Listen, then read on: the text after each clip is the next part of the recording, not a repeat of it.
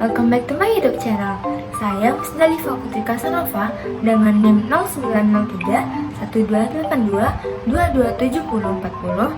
Pada video kali ini, saya akan membahas tentang salah satu contoh teknologi yang sangat berguna di masa yang akan datang. Pasti teman-teman udah pada kepo kan? Langsung saja, check it out!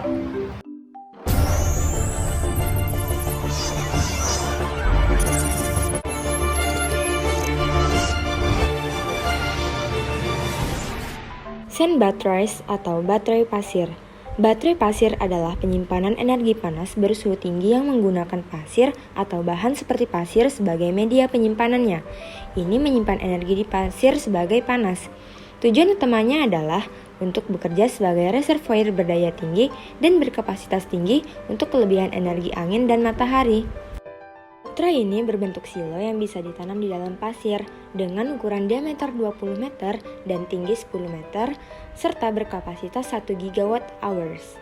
Energi disimpan sebagai panas yang dapat digunakan untuk memanaskan rumah atau untuk menyediakan uap panas dan proses panas bersuhu tinggi ke industri yang seringkali bergantung pada bahan bakar fosil.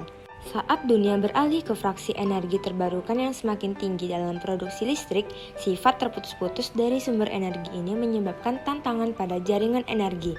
Baterai pasir membantu meningkatkan produksi energi terbarukan secara ambisius dengan memastikan selalu ada cara untuk mendapatkan keuntungan dari energi bersih, bahkan jika kelebihannya sangat besar. Baterai pasir komersial pertama di dunia ada di sebuah kota bernama Kankaanpää, Finlandia Barat.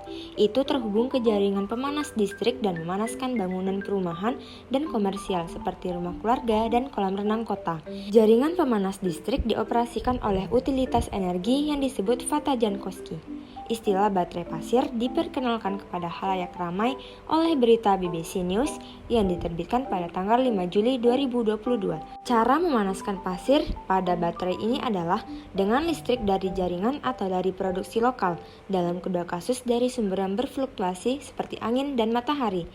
Energi listrik ditransfer ke penyimpanan panas menggunakan susunan pipa udara loop tertutup. Udara dipanaskan menggunakan resistor listrik dan disirkulasikan dalam pipa perpindahan panas. Suhu maksimum di penyimpanan panas Kankaanpää adalah sekitar 500 derajat Celcius. Namun, suhunya bahkan mungkin lebih tinggi tergantung pada kebutuhan pelanggan.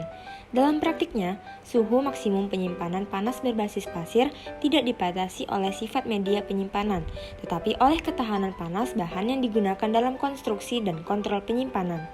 Cara mendapatkan panas dari penyimpanan panas adalah penyimpanan panas diturunkan dengan meniupkan udara dingin melalui pipa. Ini memanas saat melewati penyimpanan dan dapat digunakan, misalnya untuk mengubah air menjadi uap proses atau memanaskan air pemanas distrik dalam penukar panas udara ke air.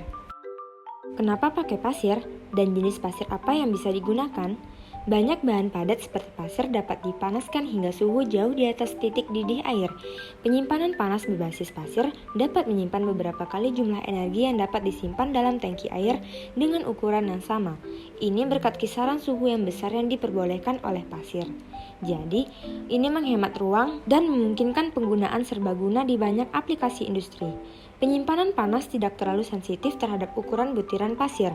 Kami lebih memilih material berdensitas tinggi dan berbiaya rendah, yang bukan berasal dari sumber yang langka. Lantas, berapa lama sih pasir bisa tetap panas di musim dingin? Ini bisa tetap panas selama berbulan-bulan jika diperlukan. Tetapi kasus penggunaan sebenarnya dari penyimpanan panas di Kankaanpää adalah mengisi dayanya dalam siklus sekitar 2 minggu. Penyimpanan panas memiliki rentang penggunaan terbaiknya saat diisi dan dikosongkan 20 hingga 200 kali per tahun, tergantung pada aplikasinya. Jika pasir terisolasi dengan baik, maka sangat efektif dalam menahan panas untuk waktu yang lama. Gimana? Pasti udah pada gak sabar kan untuk nungguin kehadiran dari teknologi sand batteries ini?